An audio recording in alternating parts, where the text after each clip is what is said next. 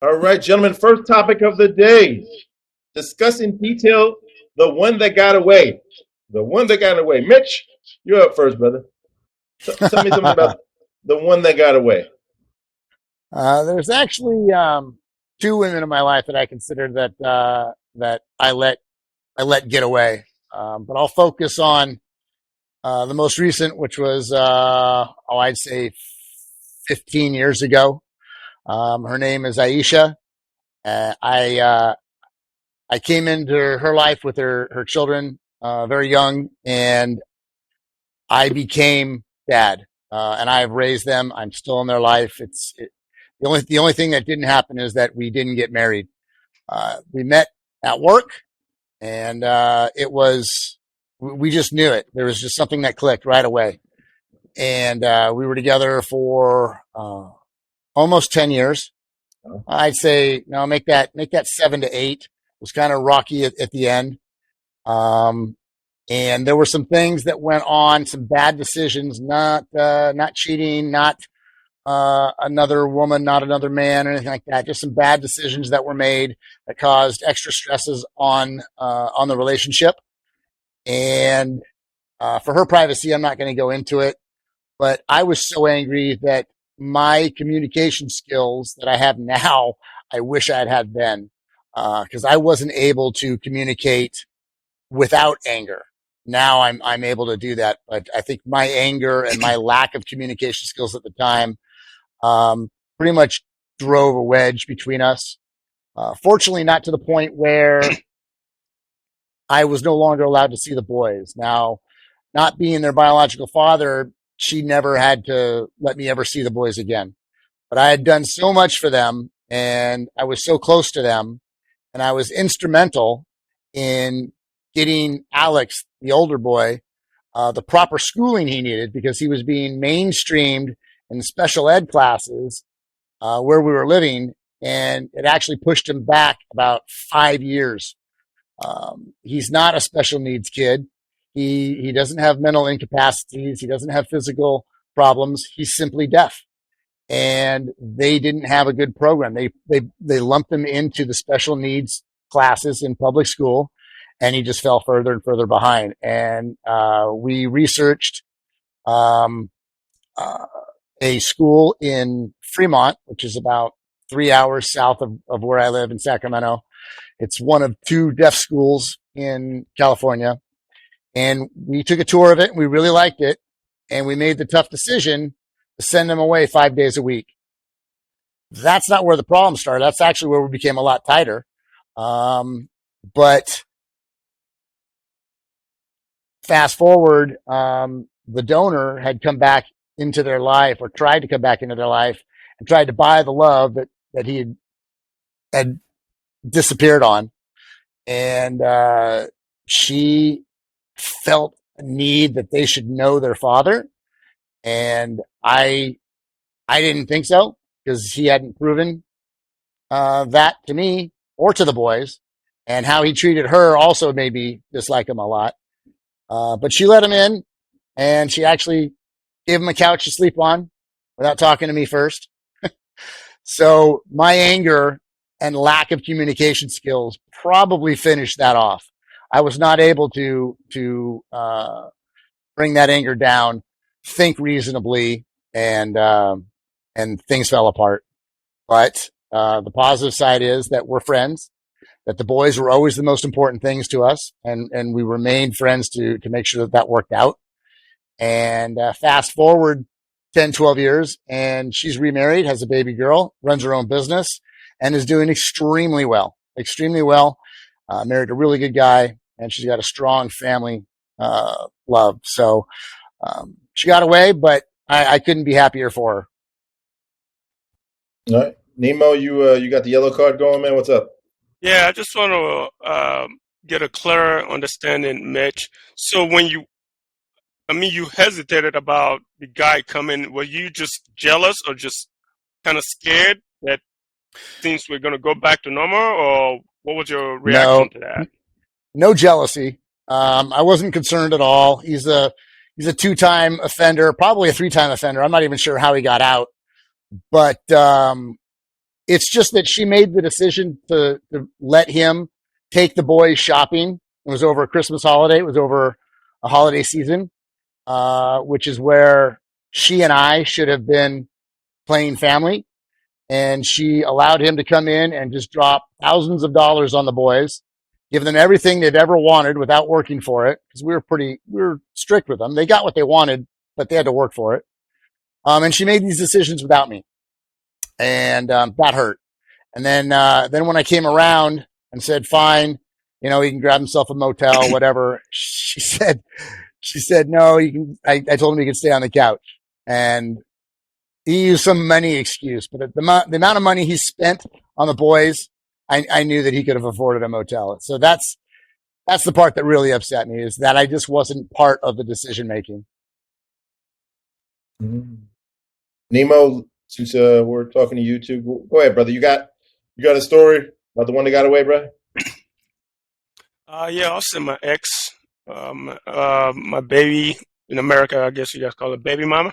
Is that right? Right terminology for that? So my ex, I'll say I never really knew how much I cared and loved her until she was gone. To be honest with you, because during the time when I was married at that time, I was so much focused. My life was my career.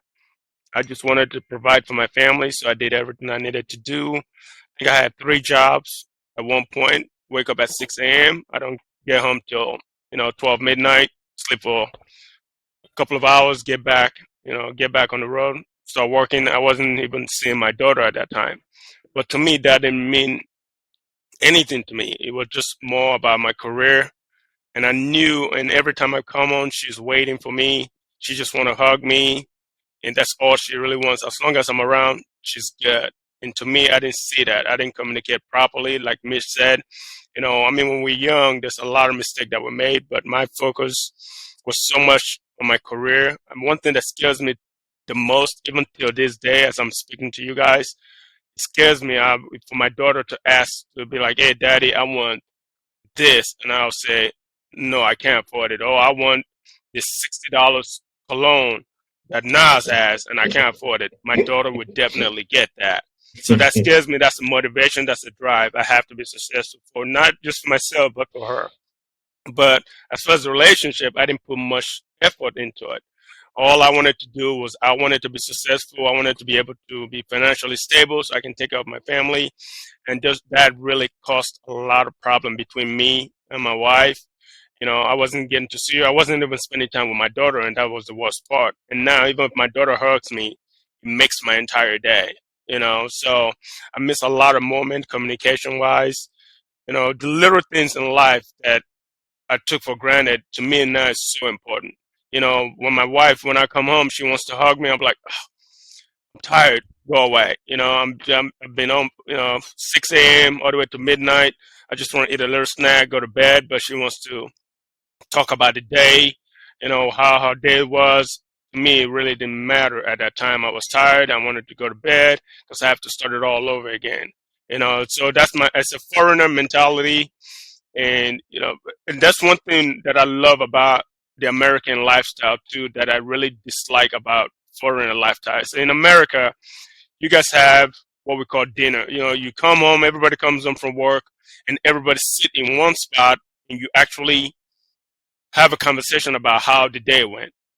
As a foreigner, we don't get that. We barely see our dad, and I think the same thing, the way I grew up, and that's the same way I kind of lived my life when I had my daughter. So I didn't fix anything. I didn't learn from back, how I was raised to now. In America, you guys have, "Oh, how was your day today?" "It was fine. This was at work." I didn't get to do that. In Africa, we don't do that. In Africa, when you eat, you don't speak. In America, when you eat, that's an opportunity for you to speak about your day. So it's a different mentality and things that I had to learn. Now, if I go back, I wish I actually had the time to have time with my daughter. Be like, "Hey, how was school today? Did you do your homework?" All those things I didn't get to do. So, I regret it. And I think the main reason for it is just like Mitch said, lack of communication. If I knew what I knew now, things would be a lot different. But she's not really married, but she has another kid by another guy. And when I go, and the kid loves me too. The kids can't wait to see me, wants to play soccer with me. So I actually have a good relationship with my ex. I have a good relationship with my daughter as well. So I'm glad. I thank God for it. But that's the one that got away. So now I'm hopefully traveling around. I love foreign women. Hopefully I'll get to find what I'm looking for. But it's all in God's hands, so I can't really stress myself about that. But that was the one that got away. Back to you, Rob. Nas, you're up, brother. Tell us about the one that got away. Okay. Yes, all right. sir. So I'm going to agree with Nemo. His girl was the one that got away from me too, bro. I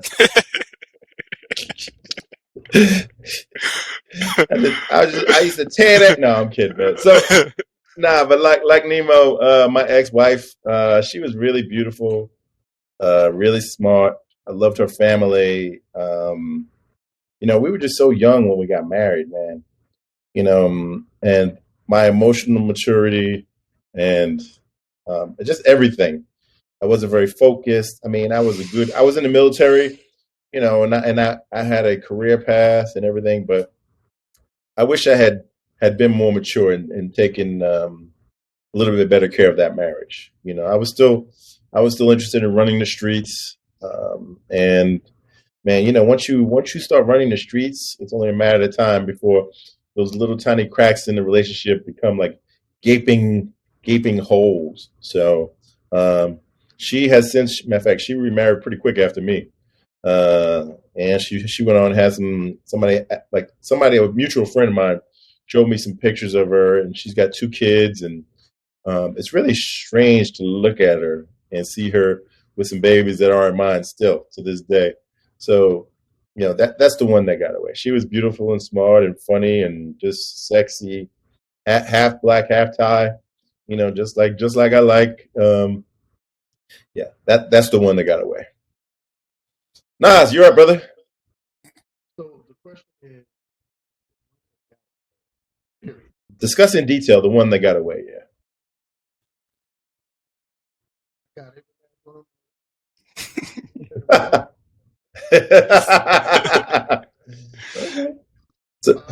And that's just me being honest.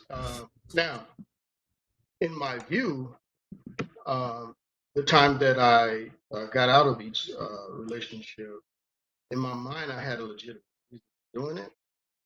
And I can look back at, I don't really live with regret, but I can look back at some of one relationship where I felt like maybe I didn't give it enough time, but I wouldn't say she got away. And I think that, I think that there's been too much time in between us now for me to try to go back.